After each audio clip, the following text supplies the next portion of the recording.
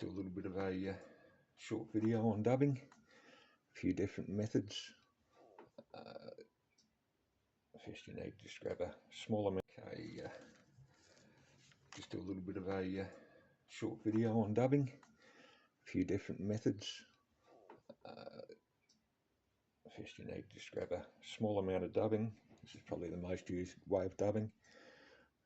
Put it on the thread and just roll your fingers. This is ghost hair, so it's a little bit harder to dub this way, but it still comes out pretty good. Once you've wound it onto the hook, just tie it down,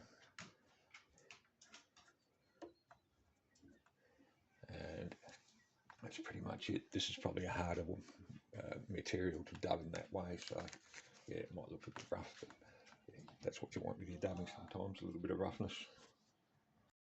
I'll call tight loop dubbing. So you run your thread up,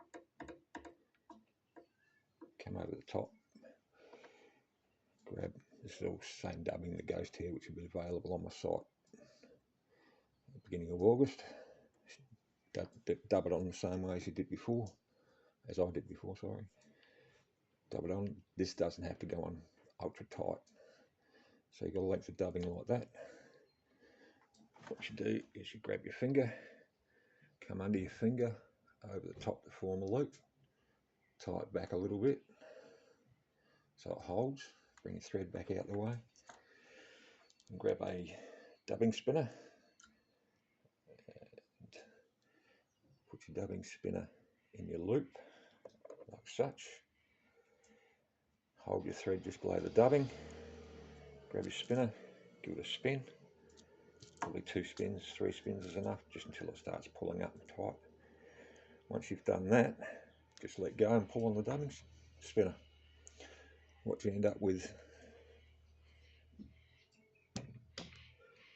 is a very tight body dubbing, which is perfect for smaller flies, tighter bodies if you want them.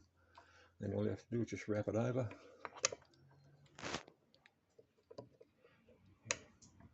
Bobbin gets in the way a bit, but yeah, you wrap it over.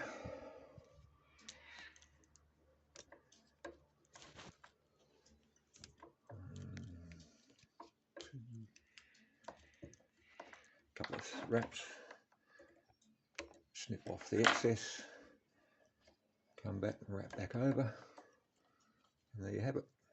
That's a second way of dubbing. It's if I'm doing woolly buggers and things like that, I usually use that form of dubbing instead of a chenille, because before you put your feather through, you can actually grab a dog card and rough it up a little bit. As you can see, the other dubbing does the same thing, roughens up, but then you end up with a nice body, and you can make it whatever thickness you like. And that's the second form of dubbing. I'll call it tight loop dubbing. It's the third form of dubbing. This form of dubbing I use for collars on like Crazy Charlies, Clousers, pink things. So you do the same thing as you did before. So you get camera moving. You put your thread around, put your finger, form a loop, tie back, and just bring it back a little bit. With collars, you only need probably 8-10 mil. So you've got that. You've got your loop there. Get your dubbing spinner, place in the loop, and give it just 3 turns. And I make sure that the vise, so that the dubbing spinner actually leans against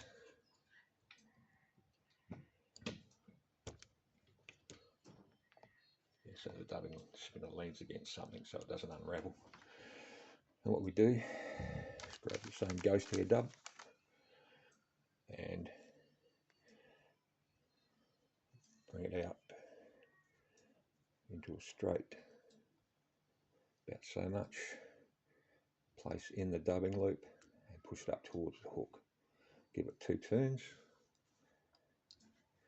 and then just grab some more of the dubbing, just pull it through your fingers so that it actually ends up like that. put that lot in your hook, push it up. You can make it sparse or more compact, depends how far you jam it up. I'm doing this one fairly sparse, so I'll just do another one. So you grab your dubbing out of the pack, or hank, have it so it's all measured out lengthwise. Place in your spinner, push up, 2 turns. Right, so we're there at that stage. So what we do again is hold it, give your dubbing spinner a spin. You'll feel it actually lifting up and it's tight enough, and then just let go. And that spins up your hackle, or your collar, which is basically a hackle anyway. So we get to that stage, and what I do is with a dog brush, just carefully just pick at it, lift it up, pick it out. This being a collar, say you're doing a Crazy Charlie or something, you want that just behind the dumbbell eye. So then you just shorten your thread right up, and as you wrap close, just brush the dubbing material back.